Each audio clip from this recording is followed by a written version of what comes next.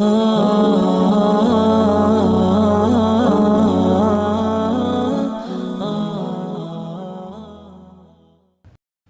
و نصلی علی رسولہ الکریم۔ توأمین یعنی جڑوا بہنوں کا نکاح۔ عربی میں توأمین کہتے ہیں، یعنی دو جڑی ہوئی بہنیں ہوں۔ اس کے بارے میں 3 صورتیں ہیں۔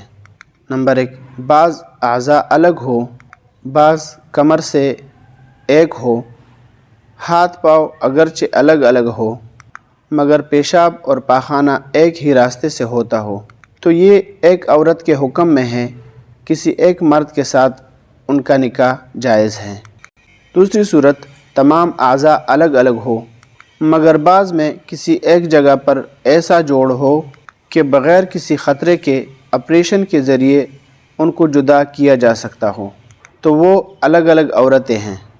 بغیر جدا کیے ہوئے کسی ایک مرد کے ساتھ ان کا نکاح حرام ہے، کیونکہ اس صورت میں 2 بہنوں کو ایک نکاح میں جمع کرنا لازم آئے گا اور وہ حرام ہے، جس کے بارے میں قرآن نے فرمایا ہے وَأَن تَجْمَعُوا بَيْنَ الْأُخْتَيْنِ۔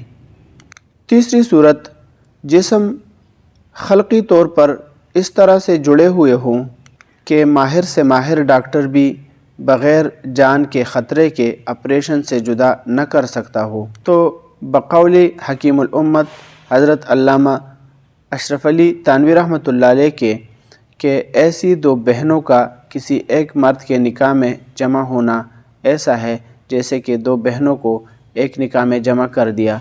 اس طرح کرنا جائز نہیں بلکہ حرام ہے۔